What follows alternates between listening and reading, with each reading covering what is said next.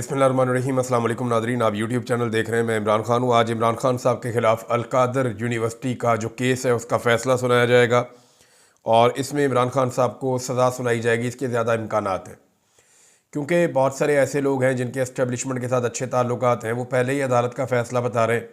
हालांकि अदालत का जो फ़ैसला है वो सिर्फ जज को पता होना चाहिए फ़ैसला होने से पहले, लेकिन यहाँ पे जो है लोग अंदाज़े भी लगा लेते हैं। अंदाज़ों के अलावा वैसे भी सबको पता है कि इमरान खान साहब को लंबे अरसे से विक्टिमाइज़ किया जा रहा है, उन्हें बेगुनाह सज़ाएँ दी गई हैं और जितने भी फ़ैसले आए अदालतों की जानिब से, जेल के अंदर जो ट्रायल हुए, वो सारे इमरान खान साहब के ख़िलाफ़ आए।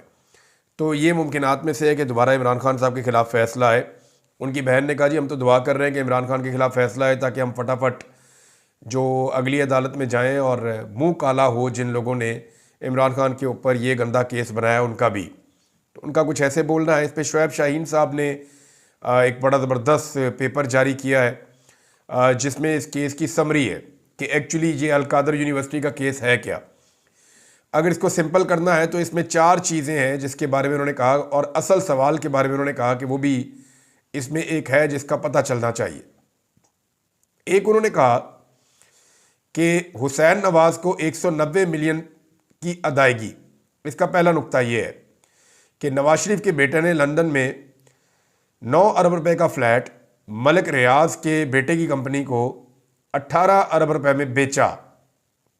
नंबर 2 नुक्ता वो ये बता रहे हैं कि नेशनल क्राइम एजेंसी ने इस रकम को जब्त कर लिया, ये कहते हुए कि जी इतने पैसों में क्यों आपने बेच दिया और ख़रीद लिया, यानी ये इतने का तो है ही नहीं ये अपार्टमेंट। वो तो फिर सौदा वहीं पे हो गया। लेकिन एनसीए ने मुश्तबा ट्रांजैक्शन पर कार्रवाई का आगाज़ किया और एनसीए ने ही इनसे सवाल किया कि ये जायदाद दुगनी कीमत पर क्यों फ़रोख्त की गई। फिर तीसरा मरला यह है कि रकम की पाकिस्तान में मुंतकली। उन्होंने कहा जी रकम सुप्रीम कोर्ट ऑफ पाकिस्तान के अकाउंट में मलिक रियाज ने जो बैरिया टाउन कराची के हवाले से जुर्माने की अदायगी करनी थी उसमें ये रकम वापस ला के पाकिस्तान में जमा करवा दी गई और इसमें एनसीए का और मलिक रियाज का एक मुआहदा हुआ था कि इसको खुफिया रखा जाएगा और इस शर्त के ऊपर यह रकम पाकिस्तान को देने का फैसला किया गया। पाकिस्तान ने खुफिया रखने की शर्त को तस्लीम करते हुए रकम ले ली। अगर तो ये फैसला गलत था पाकिस्तान की काबीना का, तो पूरी कैबिनेट का फैसला गलत था, पूरी काबीना अंदर होनी चाहिए। इमरान खान अकेले के खिलाफ जज फैसला नहीं दे सकता। नंबर 2, अगर ये फैसला गलत था तो उसके बाद शहबाज शरीफ ने काबीना बनाई, फैसले को रिवर्स नहीं किया। बाद में एक निगरान काबीना बनाई गई, फैसला रिवर्स नहीं हुआ। अभी फिर शहबाज शरीफ ने काबीना बनाई, फिर फैसला रिवर्स नहीं हुआ। तो ये भी उतने ही कसूरवार है। फिर आखिरी नुक्ता उन्होंने लिखा कि अल-कादर ट्रस्ट को ज़मीन, यानी मलिक रियाज ने सीरत नबी सल्लल्लाहु अलैहि वसल्लम अल-कादर ट्रस्ट के लिए 458 कनाल ज़मीन अतलिया की। अल-कादर ट्रस्ट मनसूबा, ये रकम पाकिस्तान आने से 1 साल पहले शुरू हो चुका था, यानी ये रकम बाद में आई 1 साल बाद, ये केस ही 1 साल बाद हुआ। लेकिन ये जो मनसूबा है अल-कादर ट्रस्ट यूनिवर्सिटी वाला, ये 1 साल पहले का है। तो इमरान खान का इसमें कोई ज़ाती फ़ायदा साबित नहीं हुआ।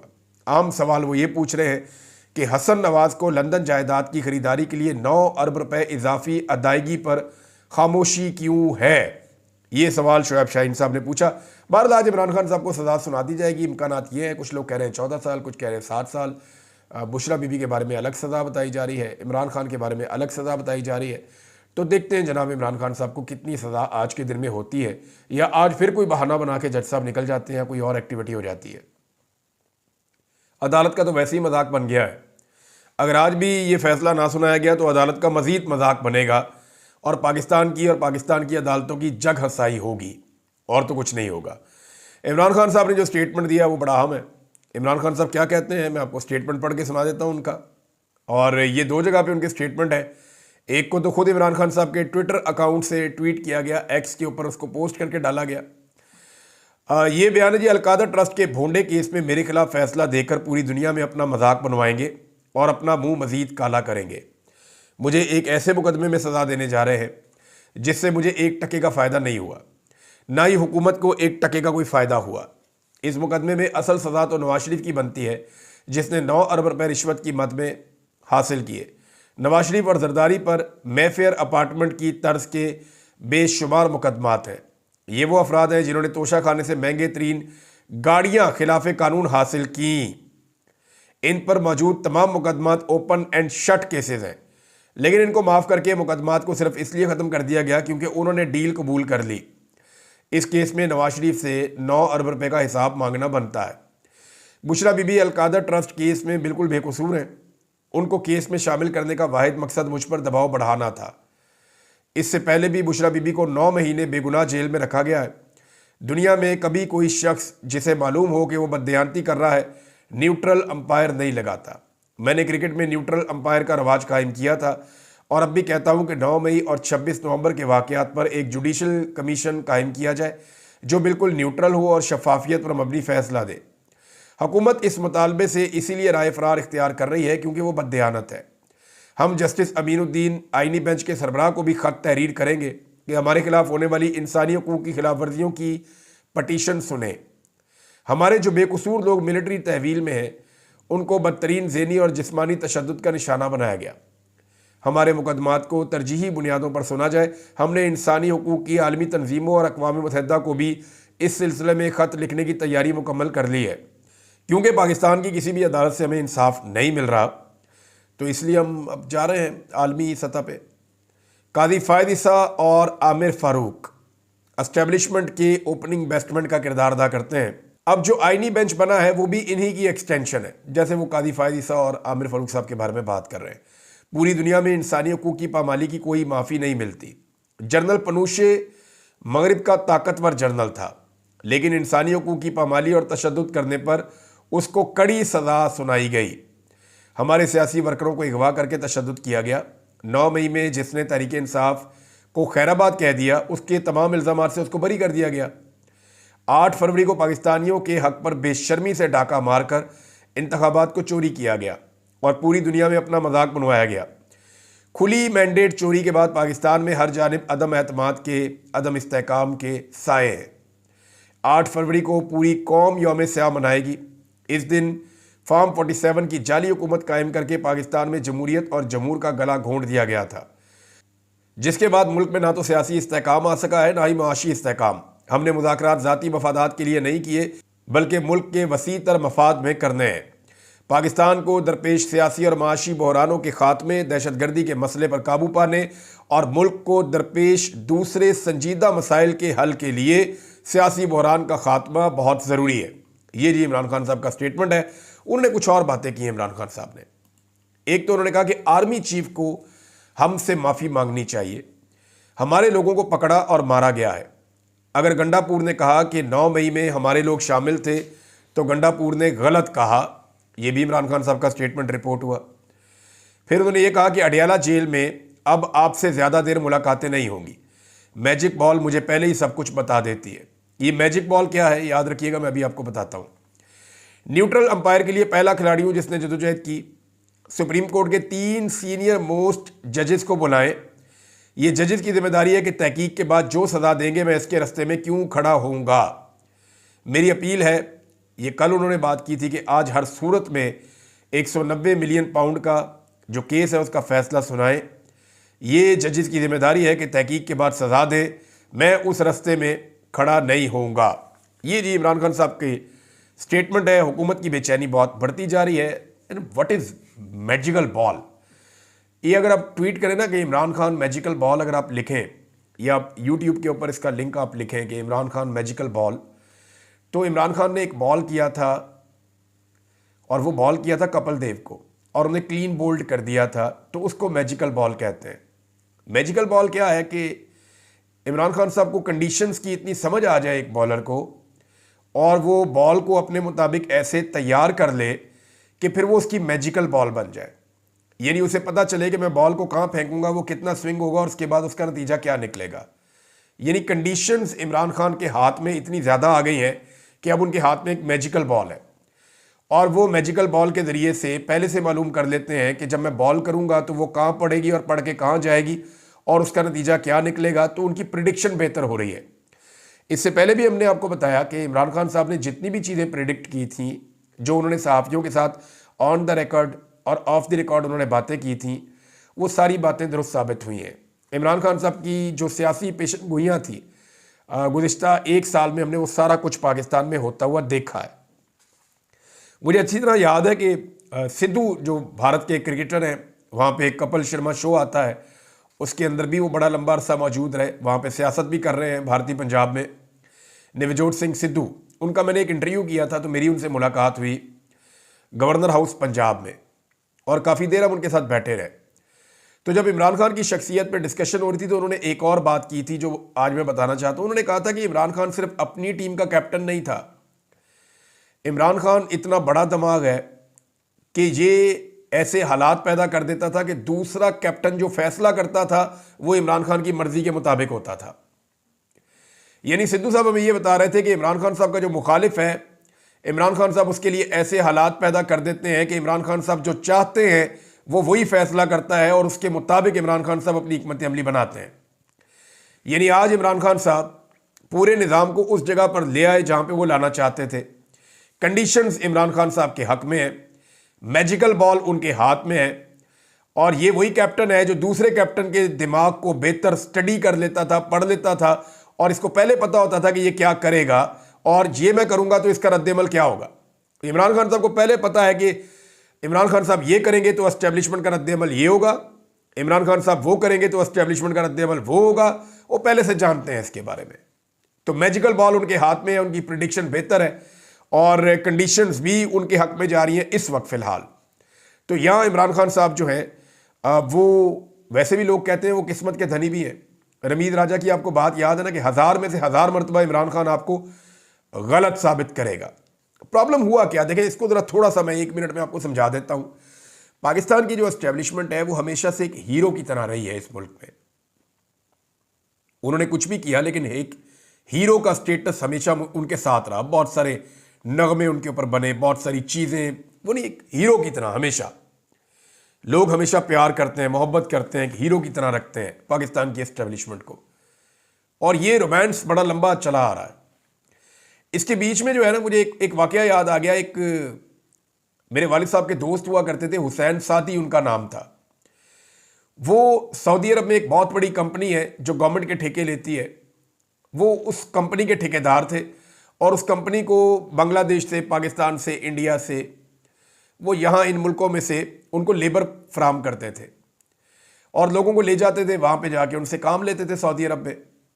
तो हुसैन सादी का एक जुमला होता था कि इतनी तरक्की करो कि तुम्हारा सर आसमान के साथ लगे लेकिन मेरे हाथ के नीचे रहकर। ये एक मिस्री शायरी था और ये इसका जुमला बड़ा मशहूर था इसकी कंपनी के अंदर कि इतनी तरक्की करो, जिन लोगों को ये ले जाता था उन्हें ये कहता था कि इतनी तरक्की करो कि तुम्हारा सर आसमान के साथ लगे लेकिन मेरे हाथ के नीचे। तो पाकिस्तान की एस्टेब्लिशमेंट जो है वो किसी की भी तरक्की से परेशान नहीं होती जब तक कि उनका कद एस्टेब्लिशमेंट से छोटा रहता है। इमरान खान साहब का कद एस्टेब्लिशमेंट से बड़ा हो गया। इमरान खान साहब कौम के हीरो हैं और कौम ने इमरान खान साहब को ज़्यादा प्यार दिया।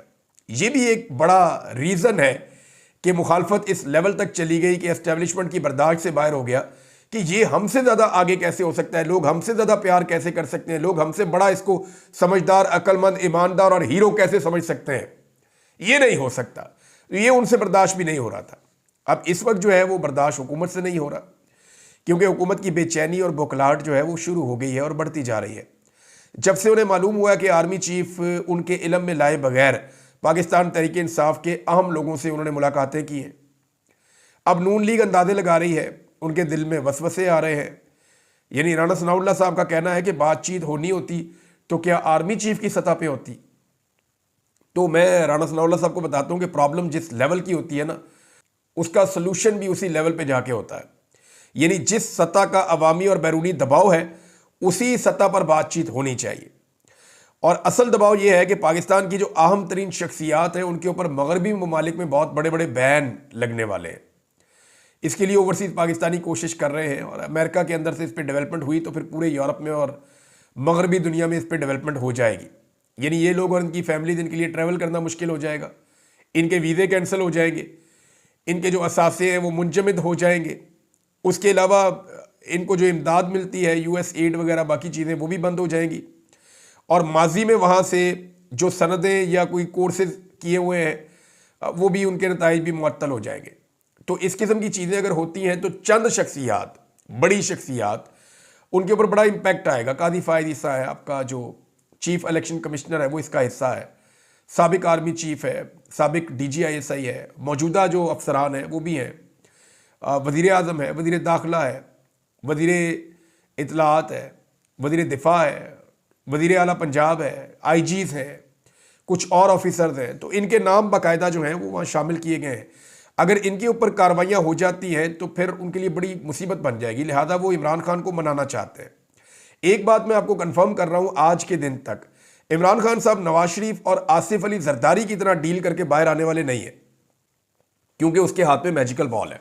ये भी आप याद रखिएगा। इमरान खान बिल्कुल मुख्तलिफ आदमी है, मुख्तलिफ तरीके से बाहर आएगा। ये कोई डील करके पाकिस्तान से बाहर नहीं जाएगा, ना इमरान खान डील करके खामोश हो जाएगा। इमरान खान साहब अगर डील करेंगे तो इमरान खान साहब बाहर आएंगे, और पाकिस्तान के लिए अगर डील करेंगे तो वो इतनी करेंगे कि जनाब पाकिस्तान की खातिर नए इलेक्शन में चले जाते हैं, पाकिस्तान की खातिर कुछ चीज़ों को हम आगे बढ़ा लेते हैं, पाकिस्तान की खातिर हम कुछ वक्त दे सकते हैं। इसके अलावा इमरान खान साहब कुछ ऐसी डील करने वाले नहीं है कि मेरे केस ख़त्म कर दो, मैं 1 साल तक चुप रहूँगा। ये मरीम नवाज का ट्विटर अकाउंट थोड़ी है, ये इमरान खान की गैर मौजूदगी में काम कर रहा है। यानी इस वक्त जब एक आदमी की पार्टी की आर्मी चीफ से मुलाकात होती है और वहाँ तो खामोशी बनती है, नवाज शरीफ होते तो वो तो बिल्कुल कंबल लपेट के सो जाते इस वक्त कि ठीक है मुज़ाकरात करो, मैनू कड्डो इत्थों जेल दे विचों। मियाँ साहब, जरदारी साहब, मरीम नवाज, इन सब ने यही किया हमेशा। हालांकि इनकी AC वाली जेलें थी, इनके बड़े बड़े कमरे थे, वहाँ पे बेड लगे हुए थे, वहाँ पे फ्रिज इनको पास मौजूद था, वहाँ इनको गर्म खाना मिलता था। सुबह के वक्त लिखते थे दोपहर को क्या खाना है, दोपहर को लिखते थे शाम को क्या खाना है। इनको बेहतरीन खुराक वहाँ पे मुहैया की जाती थी, तमाम खाने इनके घर से जाते थे। टेलीफोन की सहूलत, मोबाइल फ़ोन की सहूलत मरीम नवाज के पास थी। मोबाइल का iPhone बिल्कुल छोटे साइज़ का मरीम नवाज के पास मौजूद था, जिसको रिकवर किया गया था नैब की कस्टडी से, जिसके ऊपर रोला डालती है कि जनाब मेरे ऊपर आधी रात को बंदे आ गए। तो वो सिर्फ 3 लोग थे, जिनमें एक बंदा जो है वो वीडियो बनाने वाला था और 2 औरतें थी जो कमरे की तलाशी ले रही थी। तो गुड़िया बाजी कह के उन्होंने ला के वहाँ पे मरीम नवाज को मोबाइल फ़ोन दिया हुआ था। तो ये तो मौजें कर रहे थे, इंजॉय कर रहे थे, AC मौजूद थे इनके पास, हर तरह की सहूलतें, कुर्सियाँ टेबलें लगी हुई थी इनके कमरों के अंदर। यानी शहबाज शरीफ ने लड़ाई इस बात पे डाल दी थी कि मुझे अपनी कुर्सी उठा के यहाँ से यहाँ क्यों रखनी पड़ी। मैंने जब बुलवाया था तो मुलाजिम पहुँचना चाहिए था, आके मेरा काम करता। तो मेरी पता भी है तुम्हें मेरी कमर में तकलीफ है, मेरी कुर्सी उठाकर मुझे खुद यहाँ से यहाँ रखनी पड़ी है। तो इस लेवल की इनकी जेल थी। तो इन्होंने तो जेलें कभी देखी नहीं, लेकिन इसके बावजूद ये कंप्रोमाइज़ करते थे। इमरान खान कंप्रोमाइज़ करने वाला नहीं है, ये बात आप जहन में रख लें कि वो नवाज शरीफ और जरदारी की तरह बाहर नहीं आएगा, वो अपने तरीके से बाहर आएगा, क्योंकि वो नवाज शरीफ और जरदारी की तरह गिरफ्तार भी नहीं हुआ, वो बाहर भी फिर अपने तरीके से ही आएगा। जुल्मे खलीलजाद का एक स्टेटमेंट आया नाजरीन, और ये भी बड़ा अहम बयान है। जुल्मे खलीलजाद का ये कहना है कि बजाय इसके कि पाकिस्तान की फौजी गालिब हुकूमत अमेरिका में लॉबिंग पर पैसा खर्च करे, इसे 3 इकदाम करने चाहिए। नंबर 1, PTI के साथ एक मुआहदा करें। नंबर 2, इमरान खान को रिहा करें जो जाली इल्ज़ामात में जेल में कैद है। नंबर 3, इन इकदामात को 20 जनवरी तक मुकम्मल कर लें। ये इकदामात पाकिस्तान को बचाने और बहरान से बचने में मददगार होंगे। ये इस्लामाबाद के ताल्लुकात डोनाल्ड ट्रंप इंतज़ामिया के साथ भी बेहतर बनाएंगे। बिलावल जरदारी पहुँच गए जनाब, यहाँ से निकले वो अमेरिका और डोनाल्ड ट्रंप की हलफ बर्दारी की तकरीब में, और मोहसिन नकवी भी गालिबन जा रहे हैं। इन लोगों ने जो है वो वहाँ पे टेबल बुक करवाई है, लेकिन इनको ऑफिशियल दावतनामा नहीं मिला। ये कोई मेहमान नहीं है अमेरिकन हुकूमत के, ये अपनी मर्ज़ी से अपने खर्चे पे जा रहे हैं, और वहाँ पे जो डोनेशन देकर नॉर्मली लोग ले लेते हैं। अब तकरीबन 1-1.5 लाख बंदा होगा, मुझे एक दोस्त ने बताया कि बहुत बड़ी तादाद में लोग होते हैं हलफ बर्दारी के अंदर जो आते हैं। तो इस तरह बेशुमार लोग हैं जो डोनेशंस दे के अपने अपने तरीके से वो पास हासिल कर लेते हैं। मेरे बहुत सारे और जानने वाले हैं, वो भी जा रहे हैं, तो उनके अंदर ये भी जा रहे हैं जो है पाकिस्तान से 2 लोग।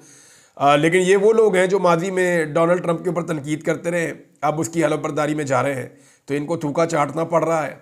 बहरहाल कोई बात नहीं, इससे इन्हें क्या हासिल होगा अभी कुछ कहा नहीं जा सकता।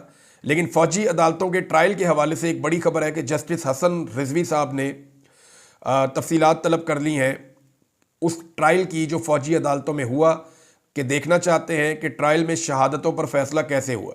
ये चीज़ अगर सामने आ जाती है नाज़रीन, तो फिर आप ये बात याद रखिएगा कि पाकिस्तान में आपको बड़े बड़े लतीफ़े सुनने को मिलेंगे। क्योंकि मेरे नॉलेज के मुताबिक फ़ौजी अदालतों ने जैसे ये फ़ैसले दिए, इसके अंदर इतने लूप होल्स हैं कि आप माजी के तमाम अजीबोगरीब फैसले भूल जाएंगे।